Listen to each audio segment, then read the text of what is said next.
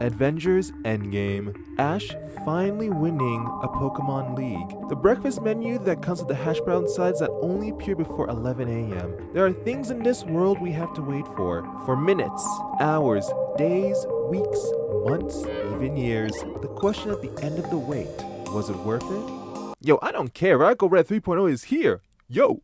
Back at it again with another video. The wait is over. Radical Red 3.0 is here with all the juicy updates. We have a new title screen, so beautiful.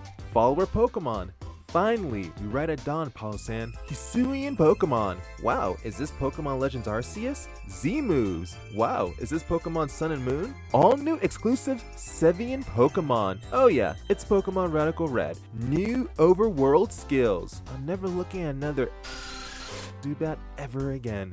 In-game cheat codes. This is part of the game. So why do I still feel so guilty? And more. No. But with every new update, there are changes to the Pokemon of old. Thus, before we can move on to the new and the shiny Pokemon, we have to go back and see what happened to the Pokemon of buffs and nerf history. Let's take a journey back to the past. Hello and Too far. welcome Mighty Anna.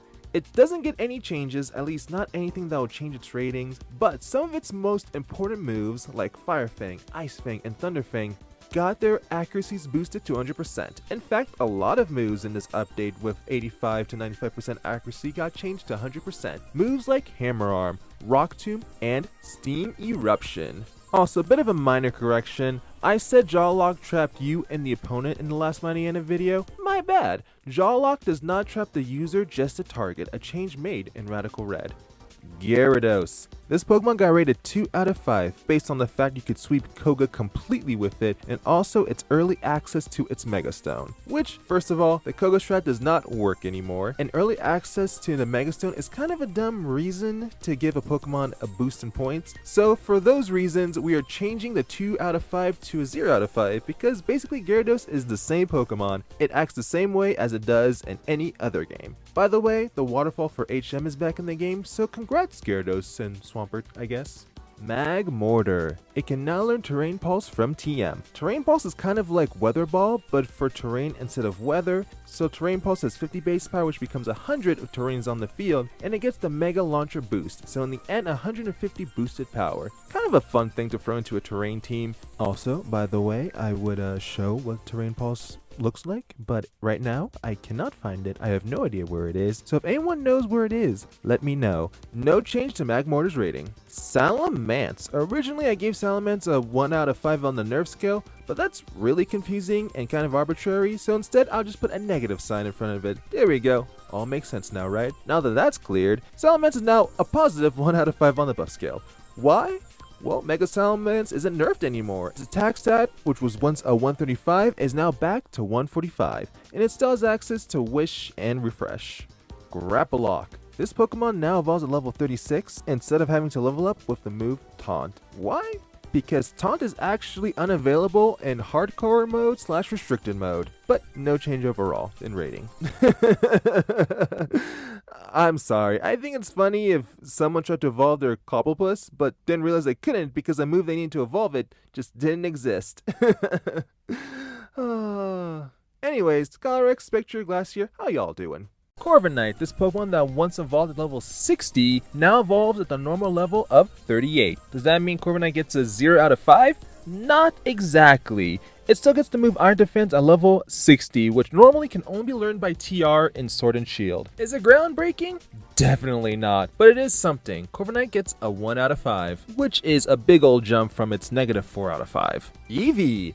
Evie gets the Easium Z, a unique Z crystal to itself, which gives a +2 to all of stats when it uses its Z move. And all evolutions has access to this Z move. Also, Evie can now learn the move Calm Mind from TM, which means all evolutions gets Calm Mind. That's really great for Umbreon, because now has a way to boost its offenses, at least its special defense.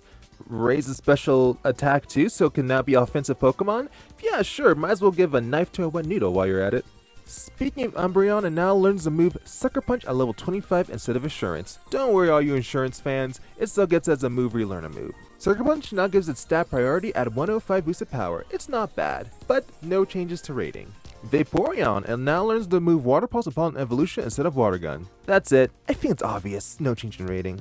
Jolteon, upon evolution, and now learns the move Flash instead of Thunder Shock. Have we talked about the changes to Flash? Flash is now an electric move with 60 base power, 90 after stab. There's also a 50% chance to lower attack. Also, Jolteon learned Signal Beam at level 25 instead of Pin Missile. Yeah, that was a pretty good change. Not enough to change its rating though. Flareon. Dang, all the Kanto evolutions got something. It gets the hidden ability Toxic Boost instead of Guts. Though the effects are similar, Toxic Boost obviously only works after being poisoned.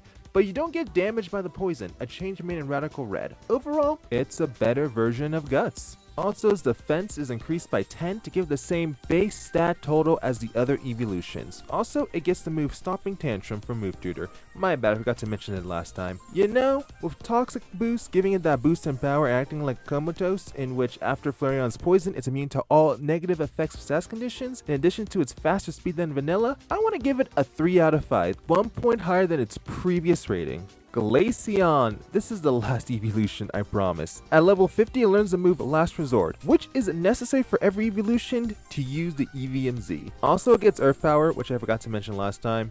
No changes in rating. Torterra. Actually, I mean Turtwig. At level 13, it learns the move Rock Throw. And upon evolution, as a Grotto, it learns Bulldoze. Also, some of the starters now evolve at level 16 instead of 14 or 18, into their final form at level 36 rather than 30 or 32. Finally, we get to Torterra. At level 1, it learns Sleep Powder, which is great for stalling when it hits. And watch out Earthquake for Headlong Rush, a new Hisuian move. Learned by Ursaluna and Torterra in Legends Arceus, Headlong Rush is a ground version of Close Combat, complete with 120 base power, 180 after stab, and lowers your defenses by 1 stage, which Torterra laughs at, though no change in rating. Sceptile. Yeah, I know, I messed up. I gave it a 3 out of 5, but it is completely changed Pokemon. It's just much higher. It went from a special sweeper with Lightning Rod to an awesome Technician physical sweeper. Yeah, it's pretty unrecognizable from Vanilla Mega Sceptile. It's capable of sweeping entire teams once it gets enough boosts. So yeah, you can have a 5 out of 5. And there we go, that is all the changes and corrections from the previous Pokemon all accounted for. I hope. If I missed anything, let me know in the comments below. I can't wait to check out these next new Pokemon. Let me know what Pokemon you would like to see next. But if you excuse me, it's not 11 AM yet, and there's a breakfast Taco Bell burrito calling my name. I'll catch you guys later.